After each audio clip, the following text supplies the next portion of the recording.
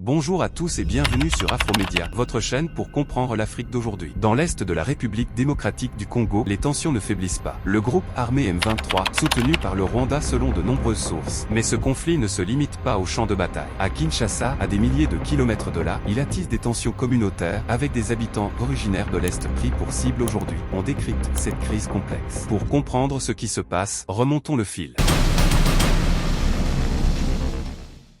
L'Est de la RDC, riche en minerais comme le coltan et l'or, est en proie à des violences depuis plus de 3 Le mouvement du 23 mars, ou M23, est un groupe armé principalement composé de Tutsis congolais apparu en 2012. Il tire son nom d'un accord de paix signé en 2009, que le groupe accuse Kinshasa de ne pas avoir respecté en 2013. Le M23 refait surface en 2021, et depuis, il gagne du terrain. Plan, infographie simple montrant la chronologie, 2009, 2012, 2013, 2021, 2025. En 2025, la situation s'aggrave. En janvier, le M23, avec un soutien préventif du Rwanda, prend Goma, la capitale du Nord Kivu, puis Bukavu, au Sud Kivu. Ces victoires rapides sèment la panique et forcent des dizaines de milliers de civils à fuir. Selon l'ONU, plus de 2,5 millions de personnes sont déplacées dans la région depuis 2023. Mais pourquoi le Rwanda est-il pointé du doigt? Un rapport de juillet 2024 des Nations Unies accuse Kigali d'envoyer des troupes et de fournir armes et logistique au M23. Le Rwanda nie ces allégations, affirmant que le conflit est une affaire interne à la RDC. Le Rwanda, dirigé par Paul Kagame, est au cœur des débats. Kigali affirme protéger les Tutsis congolais, marginalisés selon eux par Kinshasa. Mais pour beaucoup, les motivations rwandaises vont au-delà. L'Est de la RDC regorge de ressources convoitées. Des rapports retirés que des minéraux extraits dans les zones contrôlées par le M23 finissent sur le marché international via le Rwanda. Le président congolais Félix Tshisekedi accuse Kigali d'expansionnisme et refuse tout dialogue avec le M23, qu'il considère comme une marionnette rwandaise. De son côté, le Rwanda reproche à la RDC de collaborer avec les FDLR, un groupe armé hutu lié au génocide de 1994. Ce jeu d'accusations mutuelles bloque les efforts de paix, comme le processus de Luanda, lancé par l'Angola. Malgré des cessez-le-feu signés, comme celui de juillet 2024, les combats reprennent systématiquement. Le M23, qui ne se sent pas lié par ces accords, continue son avancée, aggravant la crise humanitaire. À 2000 km de l'Est, Kinshasa n'échappe pas aux conséquences du conflit. Depuis la chute de Goma et Bukavu en février 2025, une vague de méfiance s'est installée. Des Congolais originaires de l'Est, souvent perçus comme Tutsis ou rwandophones, sont pris pour cible à cause de stéréotypes physiques. Certains sont accusés de complicité avec le M23 ou le Rwanda. Pour avancer, il faudra du courage politique, des sanctions ciblées contre les responsables des violences et un vrai dialogue inclusif.